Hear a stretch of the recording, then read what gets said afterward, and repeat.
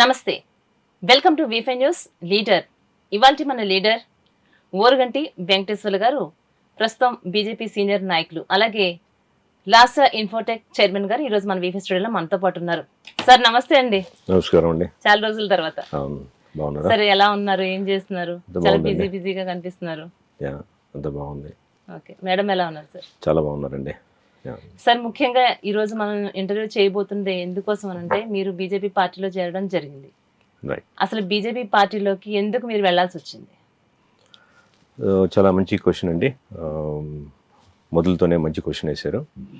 So డెఫినెట్గా BJP ideology కావచ్చు, BJP సిద్ధాంతం కావచ్చు, ప్లస్ నా అభివృద్ధివాదము, నా ఆలోచన విధానము రెండు కంపేర్ చేస్తే నా ఆలోచన విధానము బీజేపీ పార్టీకి క్లోజ్గా మ్యాచ్ అవుతుంది.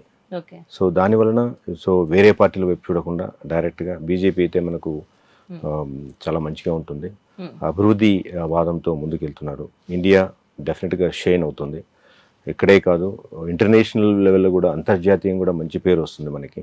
సో భారతీయ జనతా పార్టీ అయితే బాగుంటుందని చెప్పేసి ఆ పార్టీలో చేరడం జరిగింది.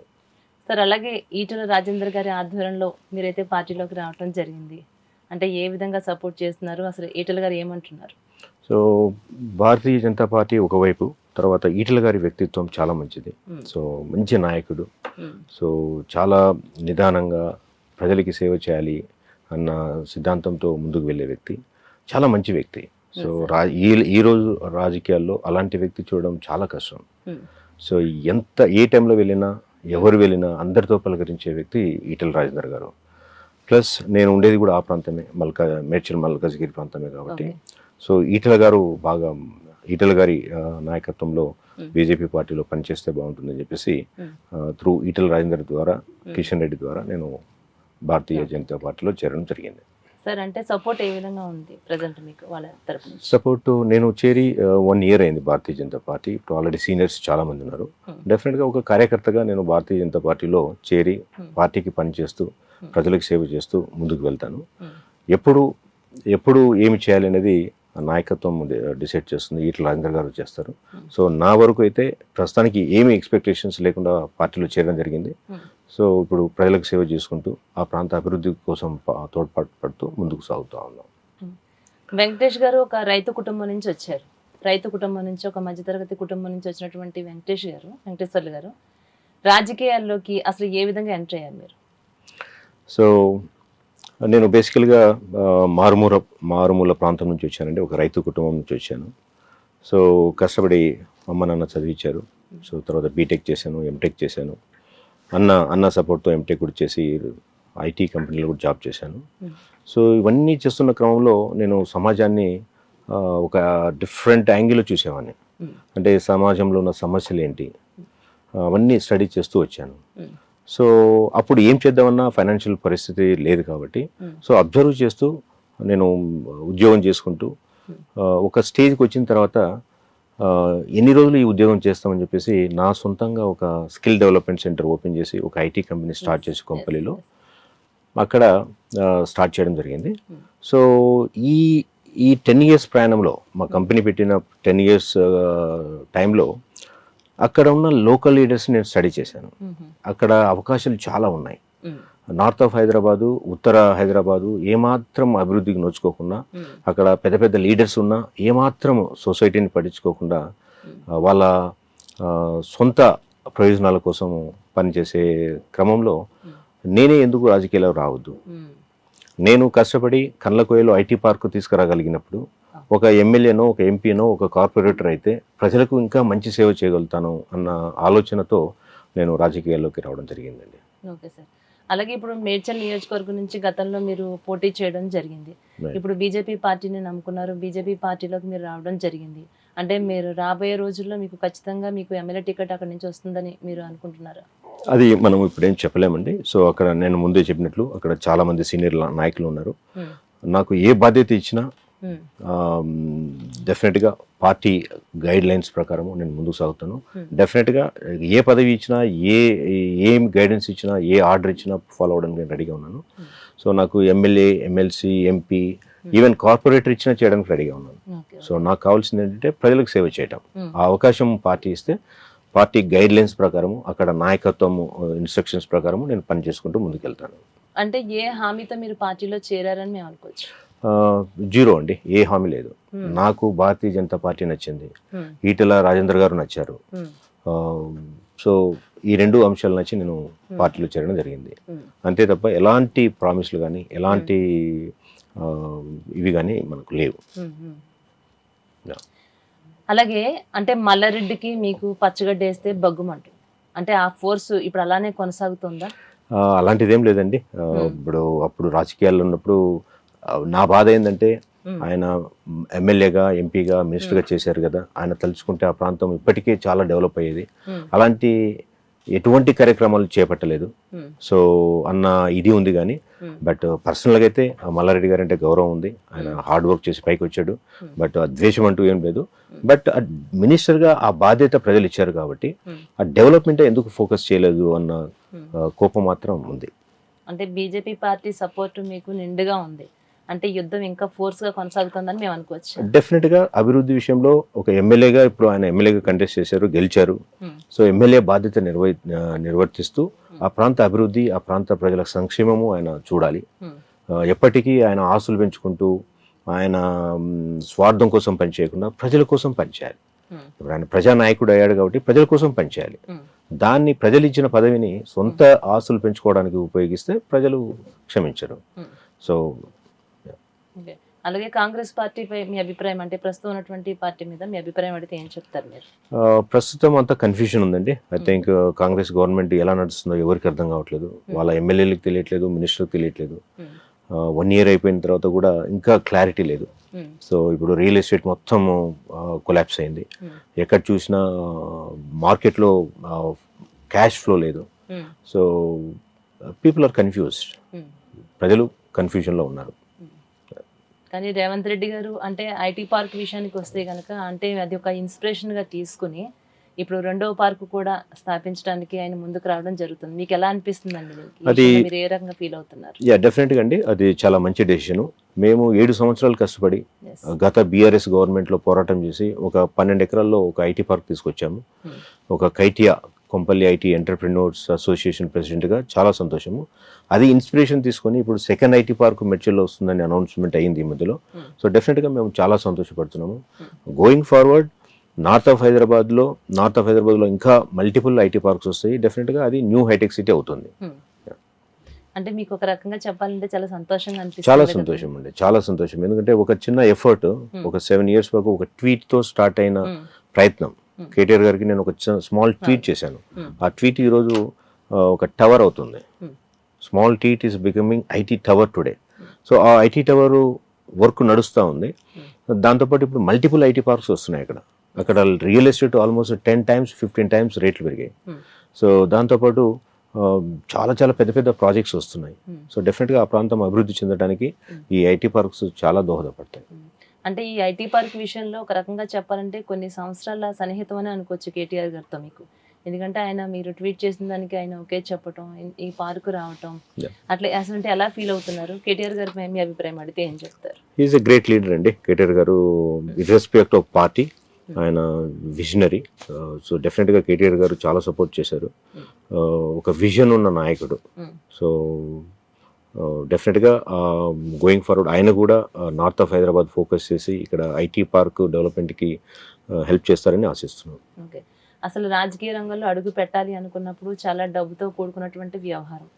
ఇలాంటి దాంట్లోకి రాబోయేటప్పుడు ఫ్యామిలీ సపోర్ట్ కూడా చాలా అవసరం ఉంటుంది. అంటే పొలిటికల్ విషయానికి వస్తే కనుక మీ ఫ్యామిలీ సపోర్ట్ మీకు ఏ విధంగా ఉందనుకోవచ్చు? ఫ్యామిలీ సపోర్ట్ చాలా మెండుగా ఉందండి. చాలా ఏమాత్రం ఇది లేదు. సో మా వైఫ్ కావచ్చు, పిల్లలు కావచ్చు చాలా బాగా సపోర్ట్ చేస్తున్నారు. మరి డబ్బు విషయానికి వస్తే ఎస్, డబ్బు అవసరమే. బట్ అది ఒకటి మాత్రమే కాదు, మన మనసులో ఒక విల్ పవర్ ఉండాలి. సమాజానికి సేవ చేయాలి, రాష్ట్రానికి, దేశానికి సేవ చేయాలి అని మీ మనసులో గట్టిగా సంకల్పం ఉన్నప్పుడు, సంకల్ప బలం ఉన్నప్పుడు మనీ అన్ని సపోర్ట్లు ఆటోమేటిక్గా వస్తాయి. మెయిన్గా మనకు కావాల్సింది ప్రజలకు సేవ చేయాలి అనే సంకల్పము ఉంటే చాలు. అంటే ఫ్యామిలీ బ్యాక్గ్రౌండ్లో చూసుకుంటే మీకు ఎటువైపు మనం చూసినా కూడా రాజకీయ పరంగా ఎవరు లేరంటారా? ఎస్, మీరు ఎంత వ్యవసాయ కుటుంబం నుంచి వచ్చామండి, రాజకీయంగా ఎవరు లేరు. ఫస్ట్ నేనే వచ్చాను. Hmm. బట్ డెఫినెట్గా మా సంకల్పం చాలా గొప్పది కాబట్టి సో డెఫినెట్గా ముందుకు ప్రయాణం సాగుతూనే ఉంటుంది. అంటే ఎప్పుడైనా ఎందుకు వచ్చానని ఈ రాజకీయాల్లోకి అనిపించినటువంటి సిచ్యువేషన్ ఏమైనా ఉందనుకోవచ్చు? లేదండి, రాజకీయాల్లో ఉన్నప్పుడు ఏంటంటే ఇప్పుడు ఇండివిజువల్గా ఉన్నప్పుడు మనము మనం చేసే వర్క్ చాలా లిమిటెడ్గా ఉంటుంది. రాజకీయం అనేది బిగ్ ప్లాట్ఫామ్. సో అక్కడ మనము ఎక్కువ ప్రజలకు సేవ చేయడానికి అవకాశం ఉంటుంది. ప్రభుత్వ స్కీములు కావచ్చు, డెవలప్మెంట్స్ కావచ్చు, ఇలాంటి సమస్యలు మనం గవర్నమెంట్ దృష్టికి తీసుకెళ్ళి సాల్వ్ చేయించే ప్లాట్ఫామ్ రాజకీయ రంగం. సో దాన్ని మంచిగా ఉపయోగించుకుంటే ప్రజలకి మంచిగా సేవ చేయొచ్చు. అంటే ఒక ఉద్యోగస్తులుగా ఉన్నటువంటి మీరు ఈ లాసా ఇన్ఫోటెక్ ఏదైతే మీకు ఈ సంస్థను స్థాపించాలన్న ఆలోచన అసలు ఏ విధంగా కలిగింది అంటారు? నేను ఉద్యోగం చేస్తున్న క్రమంలో నేను కొంపల్లో ఉంటానండి. నేను ఉద్యోగం చేసేది హైటెక్ సిటీ. సో డైలీ ఒక 30-40 కిలోమీటర్స్ 2-3 అవర్స్ స్పెండ్ చేసి డైలీ మార్నింగ్ వెళ్ళి నైట్ వచ్చేవాడిని. నేను మార్నింగ్ వెళ్ళేటప్పుడు మా పిల్లలు ఇంకా లేచి ఉండరు, నైట్ వచ్చేసరికి వాళ్ళు పడుకొని ఉంటారు. సో ఇలాంటి రోజులు చాలా చూశాను. సో అంటే ఇంత దూరం నేను ఎందుకు ట్రావెల్ చేయాలి, ఇటువైపు ఎందుకు మనకు నార్త్ ఆఫ్ హైదరాబాద్లో ఎందుకు హైటెక్ సిటీస్ లేవు, ఎందుకు ఐటీ కంపెనీలు లేవు, మొత్తం తీసుకెళ్ళి వెస్ట్ ఆఫ్ హైదరాబాద్లో ఎందుకు గంపగుత్తగా అక్కడ పడేశారు అన్న ఆలోచన ప్రతిరోజు ట్రావెల్ చేస్తున్నప్పుడు వచ్చేది. సో ఓకే ఫైన్, నేనే ఎందుకు ఒక కంపెనీ ఇక్కడ స్టార్ట్ చేయొద్దు. ఇప్పుడు నేను ఒక ఇండివిజువల్గా ఒక ఎంప్లాయీగా నేను గవర్నమెంట్ని అడిగితే ఏం చేస్తుంది, ఐటీ పార్క్ ఇవ్వదు. సో నేనే ఒకటి స్టార్ట్ చేసి అక్కడ లోకల్ ఎమ్మెల్యే వివేకానంద గౌడ్ గారితో ఓపెనింగ్ చేయించేసి వేణుగోపాల్చారి వాళ్ళు ఓపెన్ చేశారు. అది చేసిన రోజే చెప్పాను, సార్ ఈ ప్రాంతంలో ఒక ఐటీ పార్క్ రావాలి, దాని మెయిన్ ఉద్దేశంతో నేను ఐటీ కంపెనీ పెడుతున్నానని ఆ రోజే చెప్పాను. సో అది స్టార్ట్ చేసిన తర్వాత మా ప్రయత్నం స్టార్ట్ చేశాం. సో మెయిన్గా ఇంత డిస్టెన్స్ ఎందుకు ట్రావెల్ చేయాలన్న దీంతో అక్కడ నా ఐటీ కంపెనీ స్టార్ట్ చేశాను. సరే, ఇది స్టార్ట్ చేసి కూడా 10 years కంప్లీట్ అయిపోయింది కదా? కరెక్ట్. అలాగే ఇప్పుడు ఇంచుమించుగా ఈ 10 సంవత్సరాల్లో కూడా ఇంచుమించు మీకు ఒక 30,000-40,000 మెంబర్స్ వరకు విద్యార్థులు మీ దగ్గర ట్రైన్ అవటం జరిగిందని విన్నా. ఇది నిజమేనంటారు? ఎస్ అండి, లాస్ట్ 10 yearsలో ఇది 10th year అండి. మొదటి సంవత్సరం నుంచి ఇప్పటి వరకు క్యాంపస్ ట్రైనింగ్స్ కావచ్చు, కార్పొరేట్ ట్రైనింగ్స్ కావచ్చు, ఆన్లైన్ ఆఫ్లైన్ అన్ని రకాల ట్రైనింగ్స్ అన్ని మేము ఇప్పుడు చూస్తే క్లోజ్ టు 37,000 స్టూడెంట్స్ని మేము ఇప్పటి వరకు ఇన్ఫ్లుయెన్స్ చేయగలిగాం. సెమినార్స్ కావచ్చు, సో 37,000 వరకు చేసాం. అలాగే సాధారణంగా ఏదైనా ఒక ఇన్స్టిట్యూట్స్లో మనం చూస్తూ ఉంటాం, స్టూడెంట్స్ ఆ క్లాసెస్లో మినిమం 100-200 మెంబర్స్ వరకు కూడా ఆ క్లాస్లో ఉండడం జరుగుతుంది, వాళ్ళకి శిక్షణ ఇస్తారు. అలాంటిది మీ ఇన్స్టిట్యూట్లో ఎవరైనా జాయిన్ అయితే వాళ్ళకి ఒక 10-15 మెంబర్స్ వరకు మాత్రమే మీరు క్లాస్ తీసుకుంటారు అని కూడా విన్నామండి. అది మీకు అది ఎలా సాధ్యమవుతుంది, వర్కౌట్ అవుతుంది అంటారా? డెఫినెట్గా అండి. ఇప్పుడు మీరు బయట కంపేర్ చేస్తే మా దగ్గర నంబర్ ఆఫ్ స్టూడెంట్స్ చాలా తక్కువ ఉంటారు, ప్లస్ ఫీజు ఎక్కువ ఉంటుంది. డెఫినెట్గా ఫీజు ఎక్కువ ఉంటుంది. మన రూమ్స్ కూడా 100-200 స్టూడెంట్స్ ఉండేటట్టు రూమ్స్ లేవు, స్మాల్ రూమ్స్ ఉంటాయి. అన్ని ఫెసిలిటీస్ ఉంటాయి, స్క్రీన్స్ ఉంటాయి, ప్రొజెక్టర్స్ ఉంటాయి, అన్ని మైక్స్ ఉంటాయి, అన్నీ ఉంటాయి. సో ఒక బెస్ట్ క్వాలిటీ ఫెసిలిటీస్ని ప్రొవైడ్ చేస్తూ ట్రైన్ చేస్తున్నాం. అలాగే ఎన్నో రకాల సేవా కార్యక్రమాలు మీరు చేస్తూ ఉంటారు, ఎంతో మందికి పేదవారికి మీరు సహాయాలు చేస్తూ ఉంటారు. అంటే రాజకీయంలోకి రావాలని ఉద్దేశం కాకపోయినా కూడా మీరు మొదటి నుంచి కూడా ఈ సేవా కార్యక్రమాలు అంటే చాలా ఎక్కువగా ఇష్టపడుతూ ఉంటారు. అంటే ఏ విధమైనటువంటి ఆనందాన్ని ఇస్తున్నాయి మీకు? సో డెఫినెట్గా అండి, ఇప్పుడు మనము తిన్నదానికన్నా మన ప్రజల ఆకలి తీరిస్తే, అవసరానికి ఉన్న వాళ్ళ ఆకలి తీరిస్తే చాలా ఆనందంగా ఉంటుంది. లక్కీగా ఏంటంటే మా వైఫ్ కూడా బాగా దానం చేసే గుణము. సో మేము ఏ అకేషన్ వచ్చినా ఒక ఓల్డ్ ఏజ్ హోమ్కి పోవచ్చు, అలాంటివి ఉండకూడదు, బట్ ఉన్నాయి కాబట్టి మనం అక్కడ వెళ్ళి వాళ్ళకు సపరేట్గా ఫుడ్ వండుకొని బట్టలు కానీ, దుప్పట్లు కానీ, ఫుడ్ కానీ, ఏ ఐటమ్స్ కావాలన్నా వెళ్ళి వాళ్ళకి ఇవ్వడం జరుగుతుంది. సో రోడ్ల మీద ఎవరైనా ఉన్నా వాళ్ళకు కొంచెం ఎంతో కొంత మాకు తోచినంత సాయం చేయడం జరుగుతుంది. డెఫినెట్గా ఆ సోషల్ సర్వీస్ చేస్తే ఆ హ్యాపీనెస్ వేరే ఉంటుంది. మీకు దానిలోంచి ఆలోచన వచ్చింది అనుకోవచ్చు అంటారా? ఇలా మీరు నార్మల్గా ఉంటేనే ఇన్ని రకాల సహాయాలు చేయాలి, సేవా కార్యక్రమాలు చేయాలని ఆలోచన వచ్చింది. ఆ పవర్ అనేది మీ చేతిలో ఉంటే ఇంకా నేను డెఫినెట్గా ఎస్, మీరు కరెక్ట్గా చెప్పారండి. ఇప్పుడు ఇండివిజువల్గా నా రిసోర్సెస్ లిమిటెడ్గా ఉంటాయి. నేను 5 మందికి 10 మందికి చేయొచ్చు. అదే 5,000 మందికి 5 లక్షల మందికి చేయాలంటే రాజకీయ రంగమే మంచిది అని చెప్పేసి ఆలోచనతో నేను ఎంటర్ కావడం జరిగింది. అలాగే లాసా ఇన్ఫోటెక్ గోల్ ఏంటి వెంకటేష్ గారు? సో డెఫినెట్గా గోయింగ్ ఫార్వర్డ్ లాసియా ఐటీ సొల్యూషన్స్ని ఎలా కన్వర్ట్ చేయాలి, ఒక ఫినిషింగ్ స్కూల్ క్రియేట్ చేయాలన్న ఉద్దేశంతో ఇది పెట్టాము. అంటే ఒక 3-4 acresలో ఒక integrated residential IT finishing school start చేయాలన్న ఉద్దేశంతో మేము ముందుకెళ్తున్నాము. సో మేము ఇన్వెస్టర్స్ కూడా అడుగుతున్నాము. ఒక 4-5 ఏకర్స్లో ఇంటిగ్రేటెడ్ ఫినిషింగ్ స్కూల్ అంటే స్టూడెంట్స్ని గ్రాడ్యుయేషన్ మేము తీసుకొని ఒక 4 to 6 months మా దగ్గర ట్రైనింగ్ ఉండి రెసిడెన్షియల్ మా దగ్గరే ఉంటూ 6 months తర్వాత వాళ్ళు ఆఫర్ లెటర్తో బయటకు వెళ్ళేటట్టు ప్లాన్ చేస్తా ఉన్నాం.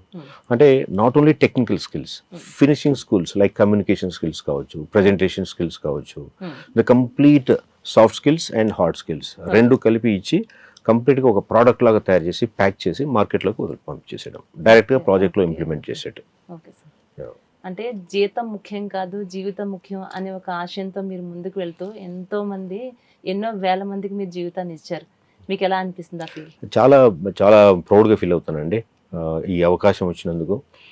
ప్రజలకు, స్టూడెంట్స్కి హెల్ప్ చేస్తూ ఇట్లా ప్రజలకు సహాయం చేసే అవకాశం దేవుడు ఇచ్చినందుకు చాలా ప్రౌడ్గా ఫీల్ అవుతాను. అలాగే సార్, మీ ఫ్యామిలీ బ్యాక్గ్రౌండ్ గురించి నేను స్టార్టింగ్లోనే అడగాలనుకున్నాను, కానీ కొన్ని విషయాల తర్వాత అడుగుదామని అట్లా ఉన్నా. సార్ చెప్పండి సార్, మీ ఫ్యామిలీ ఎట్లా అయింది, మీ పర్సనల్ లైఫ్ గురించి? సో మా అమ్మ నాన్న చదువుకోలేదండి. మారుమూల ప్రాంతంలో వ్యవసాయం చేస్తూ చాలా కష్టపడి మమ్మల్ని చదివించారు.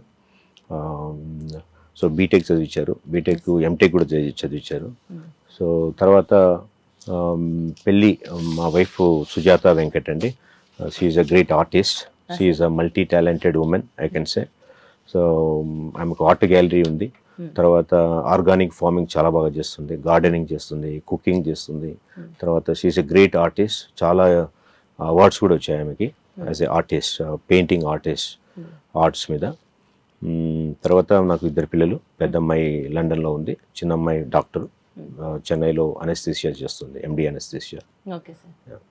అంటే ఇప్పుడు మీ ఇన్స్టిట్యూట్లో జాయిన్ అవ్వటం వల్ల ఇతర ఇన్స్టిట్యూట్ల కంటే కూడా మీ దగ్గర ఎలాంటి బెనిఫిట్స్ ఉంటాయి? స్టూడెంట్స్కి ఏం చెప్తారు? స్టూడెంట్స్కి కావాల్సింది ఏంటంటే ఒకటి స్కిల్స్ అండి. వాళ్ళు ఏదైతే ప్రోగ్రామ్ చేరారో ఆ స్కిల్స్ డెఫినెట్గా 100% క్వాలిటీ మెయింటైన్ చేస్తాము. దాంతోపాటు మా దగ్గర ఏంటంటే సాఫ్ట్ స్కిల్స్, ఇంటర్వ్యూ ఎలా అటెండ్ అవ్వటం, ఎలా కమ్యూనికేషన్ ఇంప్రూవ్ చేసుకోవాలి. సో ఈ సాఫ్ట్ స్కిల్స్ కూడా మేము యాడ్ చేసి ఇవ్వడం జరుగుతుంది. సో అందుకే నేను ఫినిషింగ్ స్కూల్ అంటాను. ఇట్ ఈస్ జస్ట్ స్కూల్ కాదు, కాలేజ్ కాదు, బట్ ఫినిషింగ్ స్కూల్. అంటే నువ్వు డిగ్రీతో నా దగ్గర హార్డ్ స్కిల్స్ ఇస్తాను, టెక్నికల్ స్కిల్స్ ఇస్తాను, దాంతోపాటు సాఫ్ట్ స్కిల్స్ యాడ్ చేసి కంప్లీట్గా ఫినిషింగ్ స్కిల్ ప్రొవైడ్ చేసి బయటకు పంపించడం జరుగుతుంది. సో స్టూడెంట్స్కి ఇక్కడికి వచ్చిన వాళ్ళు ఏంటంటే 70-80% students they get a job.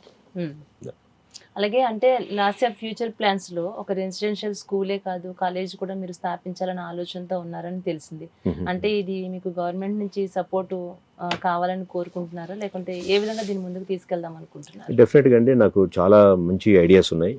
మెయిన్గా ఎవరైనా డెవలప్ కావాలంటే మెయిన్ ఎడ్యుకేషన్ ఇంపార్టెంట్. సో నా మెయిన్ గోల్ కూడా అదే, నా టార్గెట్ కూడా ఎడ్యుకేషన్ ఉంటే అన్నీ సాధించవచ్చు. సో గవర్నమెంట్ నాకు సపోర్ట్ చేస్తే ఒక ఫినిషింగ్ స్కూల్తో పాటు గ్రాడ్యుయేట్స్కి ఒక ఫినిషింగ్ స్కూల్తో పాటు డెఫినెట్గా డిఫరెంట్ కరికులం తయారు చేసి ఒక జూనియర్ డిగ్రీ కాలేజ్ పెట్టి నా కాలేజ్ నుంచి బయటకు వచ్చే ప్రతి స్టూడెంట్ డిగ్రీ సర్టిఫికేట్తో పాటు ఆఫర్ లెటర్తో బయటికి వెళ్ళే మార్గాన్ని నేను డిజైన్ చేస్తున్నాను. అంటే డిగ్రీ సర్టిఫికేట్ తీసుకోవాలి, ఆఫర్ లెటర్ తీసుకొని వెళ్ళి డైరెక్ట్గా జాబ్ జాయిన్ అవ్వాలి. సో అలాంటి ప్లాన్స్ మా దగ్గర ఉన్నాయి. సో గవర్నమెంట్ సపోర్ట్ చేస్తే డెఫినెట్గా మా ప్లాన్స్ ఏమన్నా అవన్నీ ఇంప్లిమెంట్ చేయడానికి రెడీగా ఉన్నాను. అలాగే మీ స్టూడెంట్స్ చాలా వేల మంది అంటే వెల్ సెటిల్డ్గా ఉన్నారు. ఇప్పుడు చాలా మంది మీ దగ్గర ఇన్స్టిట్యూట్లో జాయిన్ అవ్వటం అనే కావచ్చు, ఒక మంచి లైఫ్లో సెటిల్ అయ్యారని విన్నాం. దాని గురించి ఎక్స్ప్లెయిన్ చేయండి. డెఫినెట్గా అండి, ఇప్పుడు మనం ఎక్కడ పోయినా సార్ లాసా ఇన్ఫోటెక్లో మేము ఈ కోర్స్ చేసాము, ఈ చదువుకున్నాము, 2016లో చేసాము, ఎక్కడికి వెళ్ళినా స్టూడెంట్స్ చెప్తా ఉంటారు, చాలా ఆనందం ఇస్తుంది. డెఫినెట్గా వాళ్ళు చాలామంది స్టూడెంట్స్ మళ్ళీ మా దగ్గర రెఫర్ చేసి పంపిస్తుంటారు, వాళ్ళ బ్రదర్స్ కావచ్చు, సిస్టర్స్ కావచ్చు, ఫ్రెండ్స్ కావచ్చు. సో వాళ్ళ రెఫరెన్స్తో చాలామంది మా ఇన్స్టిట్యూట్లో మళ్ళీ రిటర్న్ వచ్చి మా దగ్గర కోర్సులు చేస్తూ ఉంటారు. అంటే స్టూడెంట్స్ లైఫ్ సైకిల్ ఎక్కడ స్టార్ట్ అవుతుందంటే మా దగ్గర లాస్ట్ ఇన్ఫోటెక్లో ఆల్మోస్ట్ 10th ఇంటర్మీడియట్ నుంచి మా దగ్గరికి స్టూడెంట్స్ రావడం మొదలు పెడతారండి. తర్వాత వాళ్ళు డిగ్రీ తర్వాత బీటెక్ కావచ్చు, బీఎస్సీ కావచ్చు, ఆ టైంలో కూడా మా దగ్గరకు వచ్చి కోర్సులు చేస్తారు. తర్వాత అమెరికా వెళ్ళిన తర్వాత అక్కడ మాస్టర్స్ చేస్తూ కూడా మళ్ళీ మా దగ్గర కోర్సులు చేస్తారు. మళ్ళీ అక్కడ మాస్టర్స్ అయిపోయిన తర్వాత అక్కడ జాబ్ సపోర్ట్ కావాలన్నా మళ్ళీ మా దగ్గరికి వస్తారు. అంటే ఆల్మోస్ట్ ఒక 10 years స్టూడెంట్స్ లైఫ్ లాస్ట్ ఇయర్తో ముడిపడి ఉంటుంది. కంప్లీట్గా లైఫ్ సైకిల్ అంతా 10 years last year will support students. Complete end to end support. Only ఇక్కడ మీ దగ్గర వాళ్ళు నేర్చుకున్నారా, ఇతర దేశాలు వెళ్ళారనే కాకుండా మళ్ళా కూడా ఏదున్నా ఇక్కడ వాళ్ళు రావడం, మళ్ళీ మీ దగ్గర ఇక్కడ మళ్ళీ వాళ్ళు కొత్త కోర్సులు నేర్చుకోవడం, మళ్ళీ వెళ్ళడం, ఇదంతా జరుగుతుంది. సరే, అయితే ఇప్పుడు ఇంతకు ముందు మీరు అన్నారు అంటే మనకి 10th ఇంటర్మీడియట్ స్టూడెంట్స్ కి కూడా మన ఇన్స్టిట్యూట్ లో వాళ్ళు జాయిన్ కావచ్చు అండి అని.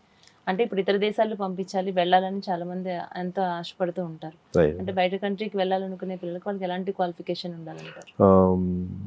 సో మా దగ్గర ఈ ఐటీ స్కిల్ డెవలప్మెంట్తో పాటు ఐటీ కన్సల్టింగ్ డెవలప్మెంట్తో పాటు స్టడీ అబ్రాడ్ ప్రోగ్రామ్స్ కూడా ఉన్నాయండి. సో మనము స్టూడెంట్స్ని వాళ్ళ యొక్క అవసరాలను బట్టి UK, Canada, US, Australia, New Zealand, ఇట్లా యూరప్ కొన్ని యూనివర్సిటీతో మేము టైప్ అయ్యాము, కొంతమంది పార్ట్నర్స్తో టైప్ అయ్యాము. సో ఎవరైనా సరే స్టడీ అబ్రాడ్ ప్రోగ్రామ్ కింద అబ్రాడ్ హైయర్ స్టడీస్ అబ్రాడ్లో చేయాలనుకుంటే డెఫినెట్గా మా దగ్గర మంచి గైడెన్స్ ఉంటుంది, మంచి కౌన్సిలింగ్ ఉంటుంది, మంచి యూనివర్సిటీస్ ప్రోగ్రామ్స్ మేము సజెస్ట్ చేస్తాం. ఓకే. అంటే సాధారణంగా ఒక మధ్యతరగతి కుటుంబం వాళ్ళు ఎవరైనా ఏదైనా ఒక కోర్స్ నేర్చుకోవాలన్నా, ఇతర దేశాలు వెళ్ళాలన్నా ఇది మనతో సాధ్యం కాదని డ్రాప్ అయిపోయే వాళ్ళు చాలా మంది మనం చూస్తూ ఉంటాం. అంటే ఇది అందరికీ అందుబాటులో ఉండేటటువంటి కోర్స్ అనుకోవచ్చు అంటారు? డెఫినెట్గా అండి. ఇప్పుడు మనకేంటంటే వాళ్ళకి కావాల్సింది ప్రాపర్ కౌన్సిలింగ్, ప్రాపర్ గైడెన్స్ ఇవ్వాలి మనం. ఇప్పుడు ఏంటంటే చాలా బ్యాంక్స్ లోన్స్ ఇస్తున్నాయి, చాలా ఫైనాన్షియల్ ఇన్స్టిట్యూషన్స్ లోన్స్ ఇస్తున్నాయి. సో మేము కౌన్సిలింగ్ చేసేటప్పుడు ఏంటంటే అన్ని 360 degrees హెల్ప్ చేయడం జరుగుతుంది. వాళ్ళు ఎగ్జామ్స్ రాయాలంటే కోచింగ్ మేము ఇస్తాం, ఐఎల్స్ కావచ్చు, జిఆర్ఈ కావచ్చు, టోఫెల్ కావచ్చు, ఆ ట్రైనింగ్స్ ఇస్తూ తర్వాత వాళ్ళకు యూనివర్సిటీ అడ్మిషన్స్ కూడా గైడ్ చేస్తూ, వాళ్ళకు ఏమైనా ఫండింగ్ కావాలంటే మంచి బ్యాంకర్స్ని అసైన్ చేస్తూ, సో అన్ని రకాలుగా వాళ్ళ కోరికను చంపుకోకుండా, వాళ్ళు అబ్రాడ్లో చదవాలనే డిజైర్ని చంపుకోకుండా వాళ్ళని మోటివేట్ చేయడం జరుగుతుంది. సో ఫైనాన్షియల్ ఇప్పుడు లోన్స్ చాలా బ్యాంక్స్ లోన్స్ ఇస్తున్నాయి, తక్కువ రేట్లో ఇస్తున్నాయి. సో అవన్నీ మేము ఎక్స్ప్లెయిన్ చేయడం జరుగుతుంది. సో ఎవరైనా మా దగ్గరికి మేము హైయర్ స్టడీస్ అబ్రాడ్లో చేయాలంటే డెఫినెట్గా మేము ఫుల్ సపోర్ట్ ఇస్తాం. అంటే కొంత వాళ్ళు రిస్క్ చేసి వెళ్ళిన తర్వాత కూడా అంటే అక్కడ వాళ్ళకి ఏదైనా జాబ్ గ్యారంటీ ముందుగానే వాళ్ళు అక్కడ చదువుకుంటూ జాబ్ చేసుకోవడం ఇట్లాంటి సాధ్యమవుతుంది? డెఫినెట్గా అండి. పార్ట్ టైం జాబ్స్ చేసుకోవచ్చు విత్ ఇన్ యూనివర్సిటీలో. ఆ యూనివర్సిటీలో పార్ట్ టైం జాబ్స్ ఉంటాయి. తర్వాత వాళ్ళ పర్ఫార్మెన్స్ బట్టి ఇమీడియట్గా జాబ్స్ కూడా వస్తాయి. సో కొంత రిసిషన్ ఉంటుంది, అప్పుడప్పుడు రిసిషన్ రావచ్చు, బట్ అవన్నీ ఫేస్ చేస్తే డెఫినెట్గా మంచి జాబ్ వస్తుంది. అంటే కొన్ని ఇన్స్టిట్యూట్లు వాళ్ళు ఎట్లా చెప్తారు అని అంటే, మీరు అక్కడ పార్ట్ టైం జాబ్ చేసుకుంటూ చదువుకుంటూ అనేది ఇది సాధ్యం కాదు, మీరు వెళ్తుంది అక్కడ చదువుకోవడానికి వెళ్తున్నారు, మీరు అది ఏదైతే పని చేయాలనుకున్నారో ఆలోచన దాని మీద పెడితే ఆ డబ్బు సంపాదించాలని ఆలోచన ఉంటే అక్కడికి వెళ్ళింది మీరు చదువుకోవడానికి, ఇది మీరు చదువుకోలేరు, దానివల్ల మీ ఫ్యూచర్ అంతా నాశనం. అది రాంగ్ గైడెన్స్ అండి, అది కంప్లీట్గా రాంగ్ గైడెన్స్. సో పిల్లలకి స్టూడెంట్స్కి మనం మల్టీ టాస్కింగ్ నేర్పించాలి. సో చదువుకుంటూ ఫ్యూ అవర్స్ వర్క్ చేయడం పెద్ద విషయం కాదు. మనం ఇంటి దగ్గర ఉన్నా కూడా మనం ఇంటి దగ్గర అమ్మ నాన్నలకు సాయం చేస్తాము. ఇప్పుడు విలేజెస్ లో చాలా మంది కాకుండా ఉంటుంది మీరు చెప్పిన ప్రకారం మనం డెఫినెట్ గా ఇప్పుడు విలేజెస్కి వెళ్తే పిల్లలు చదువుకుంటూ అమ్మ నాన్నలకి వ్యవసాయం హెల్ప్ చేస్తూ మేమంతా చేసి వచ్చాం. సో మల్టీ టాస్కింగ్ వైపు గైడ్ చేయాలి తప్ప ఇట్లా రాంగ్ గైడెన్స్ ఇవ్వకూడదు. ఎందుకంటే వింటున్నాము కొన్ని సాధారణంగా చూస్తుంటే, ఎందుకంటే పేరెంట్స్ పంపించాలంటే కూడా వాళ్ళు పార్ట్ టైం చేసుకుంటూ చదువుకుంటారంటే వీళ్ళకి కూడా అంత ఇబ్బంది ఉండదు సార్. ప్రతి ఒక్కరు అందరూ పంపించడానికి సాధ్యమవుతుంది. కంప్లీట్ గా పేరెంట్సే మొత్తం వాళ్ళే అంత ఈ బరువు బాధ్యతలు మోసి పంపించాలి అని అంటే మళ్ళీ అక్కడికి వెళ్ళిన తర్వాత మళ్ళీ అదనంగా వీళ్ళ ఖర్చుల కోసం పంపించాలి, ఇవన్నీ ఆలోచించుకునే చాలా వరకు అయిపోతున్నారు మనం చూస్తున్నాం. అలా కాకుండా ఇప్పుడు ఈవెన్ డబ్బులు ఉన్న వాళ్ళు కూడా వాళ్ళ పిల్లల్ని పార్ట్ టైం జాబ్ చేయమని చెప్తారు. అవును సార్. ఎందుకంటే అట్లీస్ట్ వాళ్ళకు అక్కడ వర్క్ ఈజ్ వర్షిప్ అండి, they can do any work. ఇక్కడ మన దగ్గర ఆ కాన్సెప్ట్ లేదు. సో అక్కడ ఏదైనా పని చేయాలి అని చెప్పేసి ఈవెన్ డబ్బులు ఉన్న వాళ్ళు కూడా ఇప్పుడు పిల్లల్ని పార్ట్ టైం చేయమని చెప్తారు. సార్ ఫైనల్ గా చెప్పండి మీ ఫ్యూచర్ ప్లాన్స్ ఏ విధంగా ఉన్నాయి? సో మన ఫ్యూచర్ ప్లాన్ మన భారతీయ జనతా పార్టీలో బీజేపీ పార్టీలో వర్క్ చేస్తూ ప్రజలకు సేవ చేస్తూ లాసియా ఇన్ఫోటెక్ మంచిగా ఒక ఫినిషింగ్ స్కూల్ ఏర్పాటు చేస్తూ పిల్లలకి మంచి విద్యను అందిస్తూ వాళ్ళకి మంచి ఉద్యోగ అవకాశాలు కల్పిస్తూ ప్రజలకు సేవ చేస్తూ ముందుకు సాగాలని కోరుకుంటున్నాను. సార్ చెప్పండి, అంటే బీసీవై పార్టీ నుంచి బీజేపీ పార్టీలోకి ఎందుకు రావాల్సి వచ్చిందంటారు?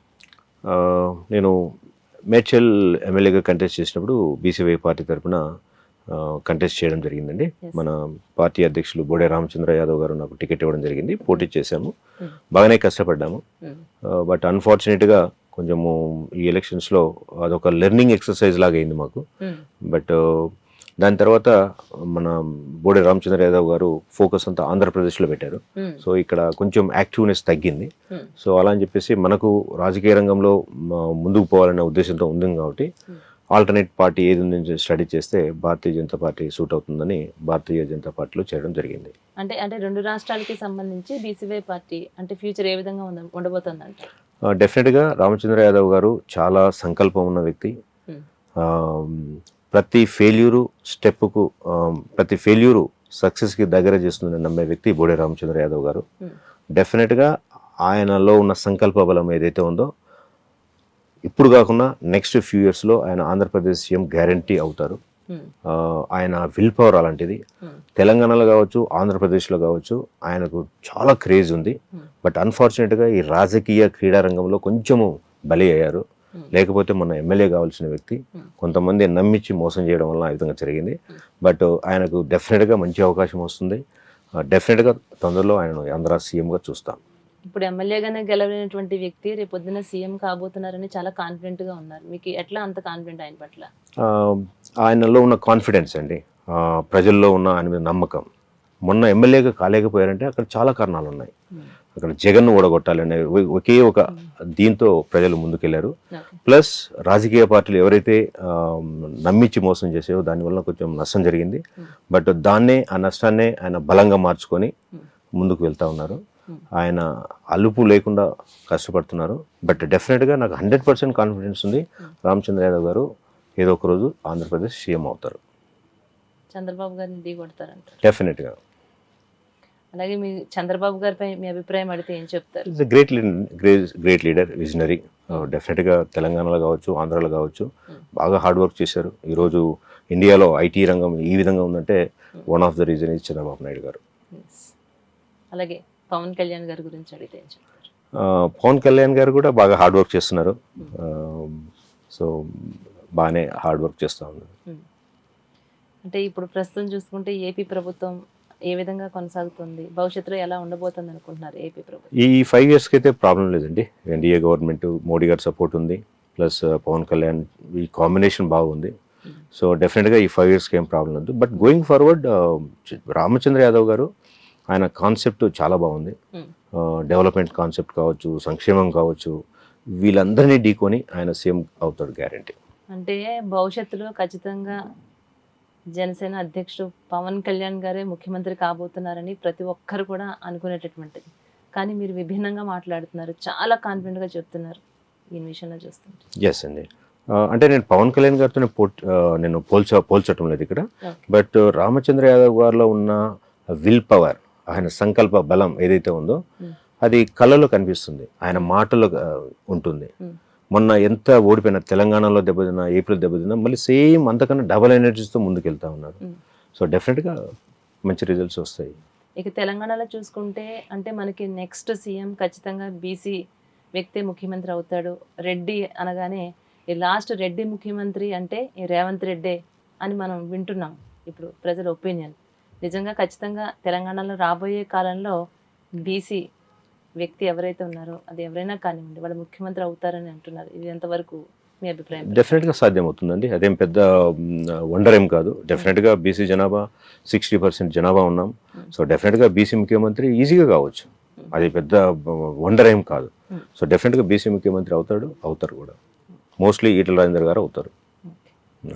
Sir once again wish all the best sir. మీకు రాబోయే కాలంలో మిమ్మల్ని ఎమ్మెల్యేగా చూడాలి. ఎమ్మెల్యేగా మీరు చాలా గ్రేట్ అనే చెప్పుకోవచ్చండి. అంటే పార్టీలతో సంబంధం లేకుండా గత ప్రభుత్వంలో ఉన్నప్పుడు ఐటీ పార్క్ని సంపాదించుకున్నారు, ఆ ప్రభుత్వంతో చాలా దగ్గరగా ఉంటూ. అలాగే ఇప్పుడు ప్రభుత్వంలో కాంగ్రెస్ పార్టీలో చూసుకుంటే ఈ మన మెట్రో రైల్ విషయంలో కూడా మీరు మేడ్చలకు సంబంధించి అది కూడా సాధించుకున్నారు. అసలు ఈ విషయాలను ఒకసారి నాకు క్లారిటీగా చెప్పండి సార్. సో మనము ఆ ప్రాంతం డెవలప్మెంట్ కోసం పోరాటం చేస్తున్నప్పుడు అప్పుడు ఆ పరిస్థితిలో ఉన్న ఆ రోజుల్లో ఉన్న గవర్నమెంట్తో డెఫినెట్గా మనము క్లోజ్గా ఉండి మన యొక్క రిక్వైర్మెంట్ ప్రజెంట్ చేయడం జరుగుతుంది. సో బీఆర్ఎస్ గవర్నమెంట్ ఉన్నప్పుడు కేటీఆర్ గారితో ఆల్మోస్ట్ 5-6 years ఎవ్రీడే ట్వీట్ చేయటము, వాట్సాప్లో మెసేజ్ పెట్టడము, కేటీఆర్ గారి పర్సనల్ నెంబర్కి వాట్సాప్ చేయటము, మెయిల్ చేయటము. సో ఐటీ పార్కు కాన్సెప్ట్ నా సింగిల్ ఒక పర్సన్తో స్టార్ట్ అయింది. అలాంటిది 5, 10, 15 members అయిన తర్వాత ఒక కైటీ అనే గ్రూప్ని ఫామ్ చేశాను. దాని తర్వాత ఇప్పుడు 200 ఐటీ కంపెనీస్గా ఉన్నాము. 200 ఐటీ కంపెనీస్ ఉన్నాయి కైటియాలో. సో మేమందరం కలిసి ప్రెజర్ పెట్టినప్పుడు డెఫినెట్గా కేటీఆర్ గారు నమ్మారు. ఎస్, నార్త్ ఆఫ్ హైదరాబాద్లో ఐటీ కంపెనీస్ ఉన్నాయి, అక్కడ డిమాండ్ ఉంది, కన్విన్స్ అయిన తర్వాత అక్కడ ఐటీ పార్క్ శాంక్షన్ చేయడం జరిగింది. సో అది ఓవర్ నైట్ రాలేదు, 7 years మేము పోరాటం చేస్తూ వచ్చింది. అదేవిధంగా మెట్రో రైల్ కోసం కూడా మేడ్చల్కి మెట్రో రైల్ కావాలి, నార్త్ ఆఫ్ హైదరాబాద్ డిస్కనెక్ట్ అయింది రిమైనింగ్ హైదరాబాద్తో ఉన్న కాన్సెప్ట్తో 3 years నుంచి మేము పోరాటం చేస్తూ ఉన్నాము. సో ప్రతి మినిస్టర్ని ఢిల్లీ నుంచి గల్లీ వరకు పోరాటం చేయడం జరిగింది మేడ్చల్ మెట్రో కోసము. సో గవర్నమెంట్లో ఎవరున్నా బట్ జెన్యూన్ కేసు కాబట్టి ప్రజలు అక్కడ ఇబ్బంది పడుతున్నారు. కమ్యూట్లో ట్రాఫిక్ జామ్స్ అవుతున్నాయి. అక్కడ highly densed population 40 lakhs people Medchal వైపు ఉన్నారు. సో అలాంటి వాళ్ళకి మెట్రో రైలు లేకపోవడం చాలా దురదృష్టం అని చెప్పేసి 3 years నుంచి మేము పోరాటం చేసాము. ఇక్కడ మన ఎంపీ ఈటెల రాజేంద్ర గారు సపోర్ట్ చేశారు, కిషన్ రెడ్డి గారు సపోర్ట్ చేశారు, అదేవిధంగా రేవంత్ రెడ్డి గారు సపోర్ట్ చేస్తున్నారు. సెంట్రల్ గవర్నమెంట్ రైల్వే మినిస్టర్ కూడా కలిసాము, మోడీకి రిప్రజెంటేషన్ ఇచ్చాము. సో గల్లీ నుంచి ఢిల్లీ వరకు మేము పోరాటం చేస్తే మెట్రో రైలు కూడా రావడం జరిగింది. దానికోసం ఆన్లైన్ పిటిషన్ కూడా మేము క్రియేట్ చేసాము. 1,00,000 సంతకాలు చేయాలని చెప్పేసి ఆన్లైన్లో పిటిషన్ వేసి దాంట్లో సీఎం రేవంత్ రెడ్డి గారిని, మోడీ గారిని అందరినీ ఇన్వాల్వ్ చేశాము. సో 25,000 మంది ఆన్లైన్ పిటిషన్ సైన్ చేశారు ఇప్పటి వరకు. దానివల్ల ఈరోజు మెట్రో రైలు నిజమైంది. అంటే ఇంతకుముందు నేను అడిగాను, నెక్స్ట్ రాబోయే రోజుల్లో మీకు ఎమ్మెల్యే టికెట్ మీ పార్టీ ఇస్తుందా అని అడిగితే మీరు అన్నారు అది నాకు క్లారిటీ లేదు, వచ్చినా రాకపోయినా సంతోషమే, నాకు కార్పొరేటర్గా అవకాశం వచ్చినా చాలు అనుకుని. ఇంత పెద్ద పెద్ద ప్రాజెక్ట్స్ సంబంధించి ప్రజలకు ఎంతో ఉపయోగకరమైనటువంటి పనులు మీరు చేయడం జరిగింది. అది చిన్న విషయం కాదండి, కొన్ని సంవత్సరాలు పడుతుంది. ఎంతోమంది దీనికోసం కృషి చేస్తే కష్టపడితే వచ్చేటటువంటిది ఒక సింగిల్ హ్యాండ్ మీద మీరు అట్లా దీన్ని సాధించుకున్నప్పుడు ఖచ్చితంగా మీకు ఎమ్మెల్యే టికెట్ రావాల్సింది, వస్తుందని మేము కూడా కోరుకుంటున్నాం సార్. చూద్దామండి, ఒక సింగిల్ హ్యాండెడ్ అనే బదులు ఒక టీమ్గా పనిచేసాం మేము. అసలు ఆలోచన రావాలి కదా సార్, ఫస్ట్ రావాలి కదండి. ఇప్పుడు కైటియాలో 200 ఐటీ కంపెనీస్ ఉన్నాయి, అదేవిధంగా నార్త్ హైదరాబాద్ మెట్రో సాధన సమితి ఉంది. సో అందరం కలిసి పనిచేస్తే ఇది సాధించుకోగలిగాం.